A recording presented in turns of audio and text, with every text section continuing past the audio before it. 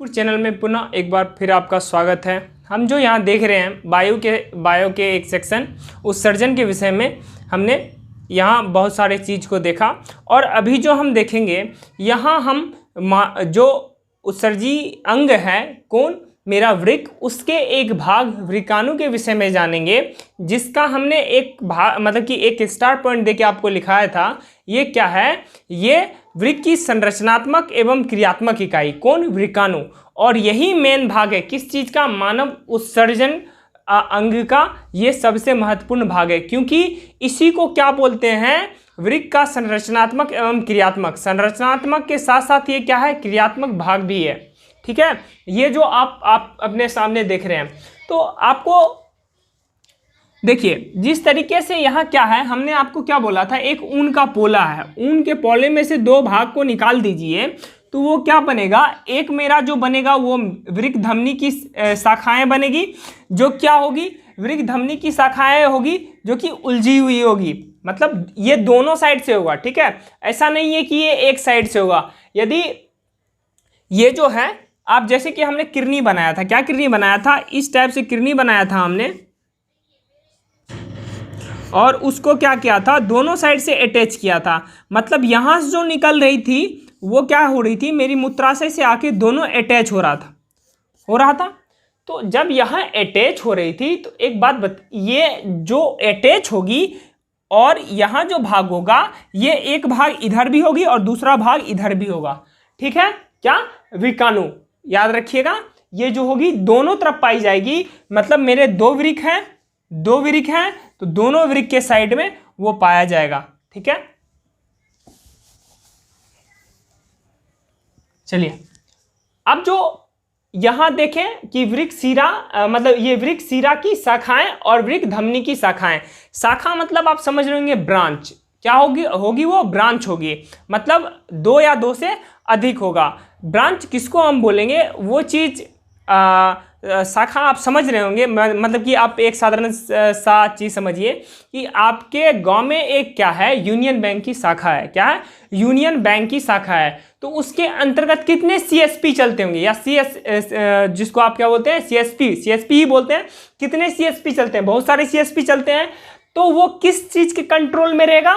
मेरा शाखा के कंट्रोल में होगा। तो उसी तरीके से वृक्क में जितने भी सिरा होंगे उसका जो कंट्रोल करेगा कौन करेगा? वृक्क सिरा की शाखाएं, जो कि कहाँ पाई जाती है? मेरे बोमेन संपुट के सीधा ऊपर पाया जाता है, यह सबसे ऊपरी भाग होती है। और यहाँ से क्या होगी? पूरा की पूरा धमनी कंट्रोल होगा। ठीक है, ये दोनों चीज को समझने में दिक्कत नहीं, तो इसको हम आपको बता भी देंगे, लैंग्वेज में भी बता देंगे क्या होती है वृक्क शिरा और वृक्क धमनी। नहीं बताएंगे तो इसके मुख्य विषय में जरूर चर्चा करेंगे।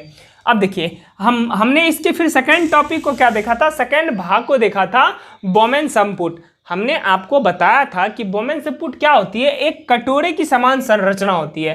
क्या ये है कटोरे की समान संरचना? हाँ है, ये कटोरे की समान संरचना। क्या है ना? ये क्या होती है? ये भी किरनी की मतलब कि सेम के बीज की तरह ही आकार मान लीजिए, या कटोरे की समान रचना मान लीजिए, जो क्या होती है? बोमेन संपुट होती है। ये क्या करती है? जो वाटर को जो होती है उसमें आप ये मानिए कि जो अशुद्धियां होती है उसको छांक लेती है। कौन? ये दोनों मिलकर। यहाँ इतना गुछेला भाग होता है जो क्या करता है? अशुद्धियों को छांक लेता है। ठीक है, जैसे कि उसमें यूरिया मौजूद है उस चीज़ को, या अमीनो अम्ल मौजूद है उसको, अलग अलग भागों को क्या करता है? वो जो हानिकारक अपशिष्ट है उसको क्या करता है? वो निकाल लेता है। अब जब यहाँ चलेंगे तो यहाँ से आने के बाद क्या होगी? पानी नीचे की ओर क्या करेगी, या वाटर की कोई भी चीज़ क्या करेगी? नीचे की ओर गति करेगी। तो वो जहाँ पहुँचता है, इस नली को क्या बोलते हैं? अवरोही चाप। अवरोही चाप बोलते हैं किस नली को? जब बोमेन संपुट से जो होगी निकलकर कोई भी अपशिष्ट इस मतलब होके आगे बढ़ेगी, तो वो सबसे पहले कहाँ किस नलिका में प्रवेश करेगी? एक नलिका होती है, या बोल सकते हैं उसको एक चाप होता है, जिसको क्या बोलेंगे? अवरोही चाप बोलेंगे। अवरोही चाप से निकलने के बाद जो अपशिष्ट होती है वो कहाँ प्रवेश करती है? वो जो प्रवेश करती है वो हेलेने की नलिका में प्रवेश करती है। अब हेलेने की नलिका क्या होती है? ये पतली होती है, जो क्या करती है? इसमें मौजूद जो भी चीज़ है उसको आराम आराम से या एक साइड प्रेशर के साथ क्या करती है, ऊपर की ओर सक करती है। तो यहाँ आने के बाद हेलेने की नलिका में आने के बाद क्या होगी, वो मेरा कहाँ पहुँचेगा, वो अधोरोही चाप में पहुँचेगा। कहाँ पहुँचेगा, अधोरोही चाप में पहुँचेगा। अधोरोही चाप क्या करता है, उस चीज को संग्राहक नलिका में संग्राहक वाहिनी में पहुंचाता है। जिस प्रकार अवरोही चाप क्या किया, यहाँ मौजूद जो अपशिष्ट है उसको कहाँ पहुंचाया, हेलेने की नलिका में पहुंचाया। हेलेने की नलिका क्या की, उसको कहाँ भेजी, अधिरोही चाप में भेजी। और अधिरोही चाप क्या करेगा, उस चीज को मेरा संग्राहक में भेजेगा। और संग्राहक से अटैच होता है मूत्रमार्ग, मूत्राशय, और उसके द्वारा क्या होती है, मूत्र द्वार के द्वारा क्या होती है, मेरा जो होता है मूत्र बाहरी वातावरण में निकाल देते हैं। और ये संग्राहक का मेन काम क्या है, अपशिष्टों को क्या करता है, ये जमा करता है। संग्राहक वाहिनी क्या करती है, उस जो अपशिष्ट है उसको आप बोल सकते हैं वाहिनी आप ढोने का काम करता है। क्या करता है, ढोने का काम करता है, ले जाने का काम करता है। कौन, संग्राहक वाहिनी। इस चीज में से हम कुछ टॉपिक को आज के लेक्चर में आपको डिनोट करके स्टार पॉइंट में आपको लिखाएंगे। तब तक इस ड्राइंग में आपको यदि कुछ समझ नहीं आया हो तो आप कमेंट करके कमेंट सेक्शन में कमेंट भी कर सकते हैं। तब तक इस चीज को आप नोट डाउन करें। आपको 2-3-4 पॉइंट, इसके जो अच्छे पॉइंट है उसको हम आपको लिखाने का कोशिश करेंगे इसी वीडियो में। अभी जो टॉपिक आपको बता रहे हैं वो दोनों एक साथ यदि आपसे पूछा जाए आपके एग्जाम में, तो लगभग में आप मानिए कि हर बार पूछा ही जाता है। तो इस क्वेश्चन में आप मोस्ट वीवीआई क्वेश्चन मार ही लीजिएगा, क्योंकि 5 नंबर के क्वेश्चन में ये ज़्यादा सालों में पूछा गया क्वेश्चन है। तो सेकेंड सिटिंग में ये क्वेश्चन प्रीवियस ईयर्स में भी पूछा गया है कि वृकाणु का चित्र बनाइए, मानव वृकाणु का चित्र बनाइए या किडनी का चित्र बनाइए। तो उसमें पूछता है, तो 5 नंबर में आपसे क्या पूछेगा, रचना के साथ साथ क्रियाविधि का वर्णन करे। क्रियाविधि का वर्णन करे, वो किस तौर पे काम करता है। तो हमने आपको बताया भी कि बोमेन संपुट क्या होती है या कोशिका गुच्छ क्या होती है, उस चीज़ के विषय में हमने आपको बताया। तो अभी जो हम बात करेंगे इसके क्रियाविधि के विषय में बात करेंगे, ये किस प्रकार से काम करती है। तो उसी चीज़ को हमने आपको यहाँ लिखकर समझाने का प्रयास किया। इसमें मौजूद अंग मतलब क्या, जैसे कि धमनी, यहाँ जो मौजूद अंग धमनी या सिरा या कोई अलग भाग, तो वो उसमें मौजूद अंग है। लेकिन आगे जो पॉइंट लिखा है उस चीज को पहले आप देखिए। मौजूद अंग जल, लवण, ग्लूकोज, अमीनो अम्ल और अन्य नाइट्रोजनी अपशिष्ट पदार्थ। हमने बताया था कि उत्सर्जन जो होगा किडनी के अंतर्गत इस सारे के चीज को छोड़ते हैं।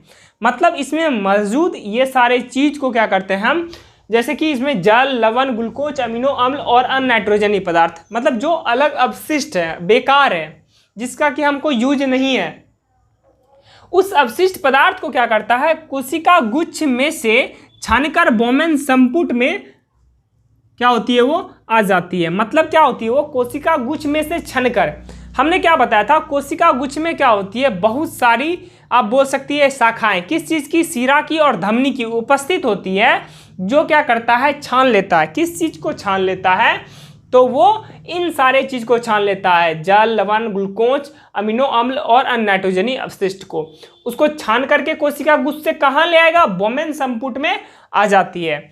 अब देखिए, बोमेन संपुट में आ जाएगी तो उसको क्या करेगा, वो डायरेक्ट क्या करेगी, जो मेरी 2 नलिकाएं थी, वृकाणु नलिका, उसको डायरेक्ट वो क्या करेगा, मूत्रमार्ग में या मूत्राशय में भेज देगा। अब देखिए, साधारण सी यहाँ बात है। इसका दूसरा पॉइंट ये है कि वृकाणु के नलिका भाग में शरीर के लिए उपयोग पदार्थ, जैसे उपयोगी पदार्थ क्या है, जैसे कि साधारण तौर पे आप ले लीजिए, जैसे कि कुछ हमने बताया था अम्ल क्या होती है, हमारे शरीर के लिए क्या होती है, आवश्यक भी होती है। जिस तरीके से पानी क्या होगी, मेरे लिए क्या होगी, उपयोगी भी होगी।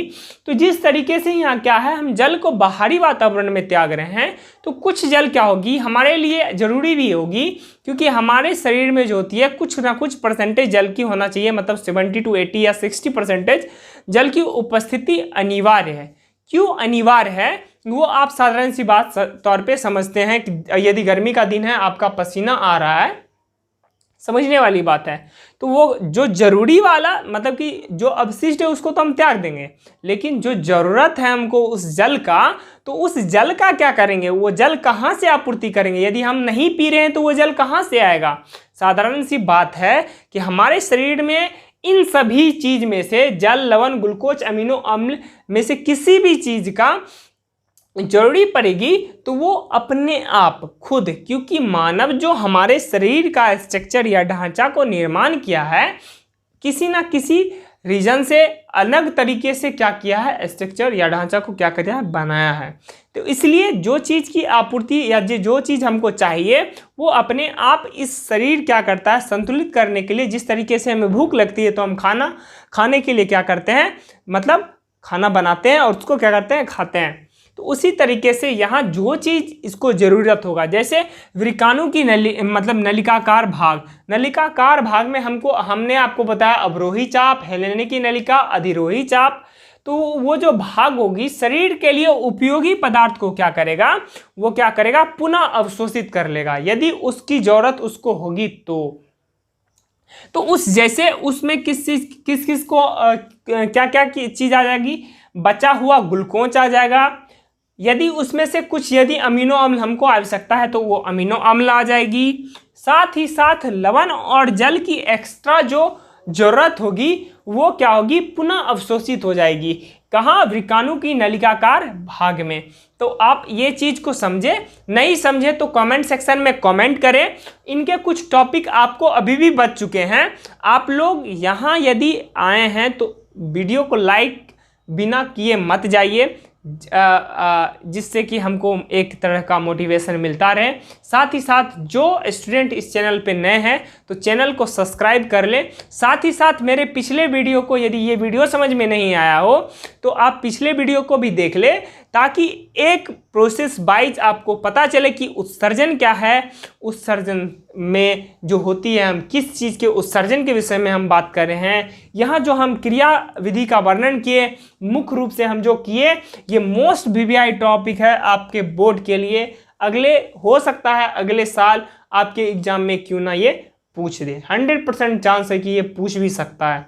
ठीक है, तो यदि इसमें आपको कोई डाउट हो तो कमेंट सेक्शन में कमेंट जरूर कर लें। साथ ही साथ इस चैनल पे जो स्टूडेंट नए हैं वो इस चैनल को सब्सक्राइब भी कर लें। शेयर करना तो बिल्कुल मत भूलें। जय हिंद, जय भारत।